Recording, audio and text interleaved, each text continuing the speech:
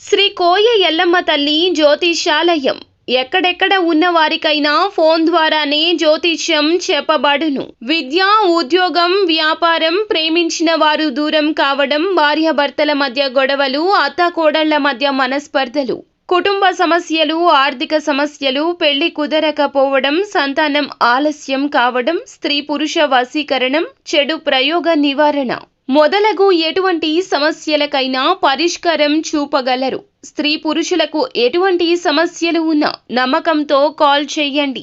గురూజీ గోవిందరాజు 9703930797. ఛానల్లోకి స్వాగతము. తులారాశి వారి జాతకులు మధ్యాహ్నం 2:30 తర్వాత చాలా పెద్ద దుర్వార్త ఇలా వింటారని అస్సలు అనుకోరండి. కానీ ఈ యొక్క వార్తను అయితే తప్పక వింటారు. ఏం జరగబోతుంది ఈ రోజున, ఎటువంటి దుర్వార్తను వినబోతున్నారు, ఈ రోజు పరిస్థితులు ఏ విధంగా మారబోతున్నాయి తదితర అన్ని వివరాలు వీడియోలో తెలుసుకుందాము. వీడియో మీకు నచ్చినట్లయితే లైక్ చేయండి. మీ లైక్ మాకెంతో సపోర్ట్ అండ్ ఎంకరేజ్మెంట్ గా ఉంటుంది.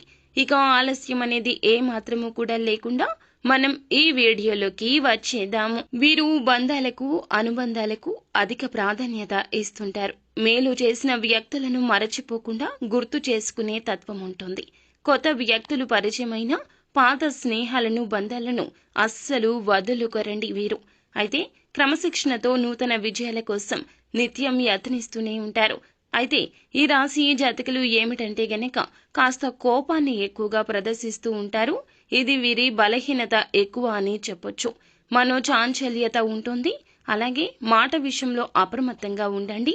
ముఖ్యంగా ఈ రోజున ఎవరికైనా మాట ఇచ్చే విషయంలో, ఎవరి మాట అయినా వినే విషయంలో, మీరు మాట్లాడే విషయంలో తగిన జాగ్రత్తలు తప్పక తీసుకోవాలి. అయితే ఎప్పుడూ కూడా ఖాళీగా కనిపించరు. ఏదైనా సాధించాలి అనే పట్టుదల మాత్రం అధికంగా ఉంటుంది. ముఖ్యంగా ఈ రోజు ఈ రాశి జాతకులు దిన ఫలాల ప్రకారం చూస్తే మధ్యాహ్నం 2:30 తరువాత ఒక పెద్ద అశుభ వార్త వినబోతున్నారు. ఏ ఆదాయ మార్గం ద్వారా అయితే డబ్బు మీకు వస్తున్నదో దానికి సంబంధించి ఒక నష్టపూరితమైన వార్త వినబోతున్నారు.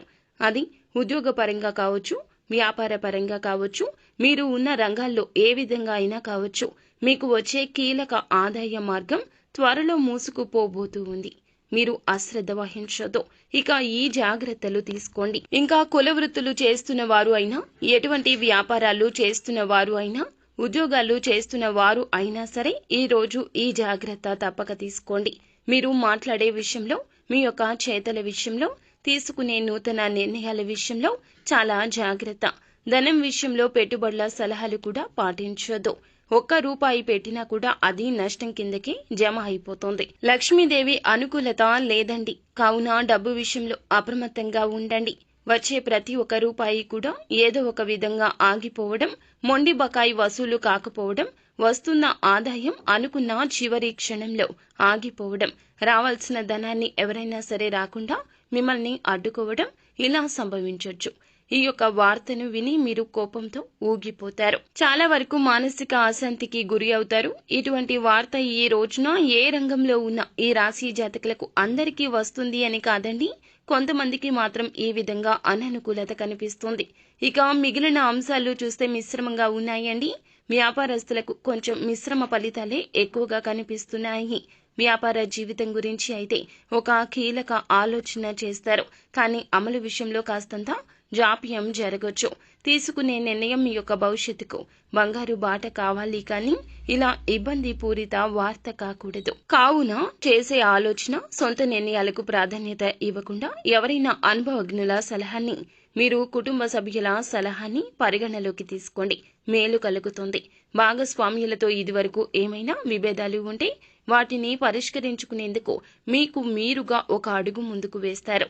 వ్యాపార భాగస్వామ్యులతో కలిసి కొత్త వ్యాపారాలు మొదలు పెట్టాలి అనే ఆలోచన తప్పక చేస్తారు.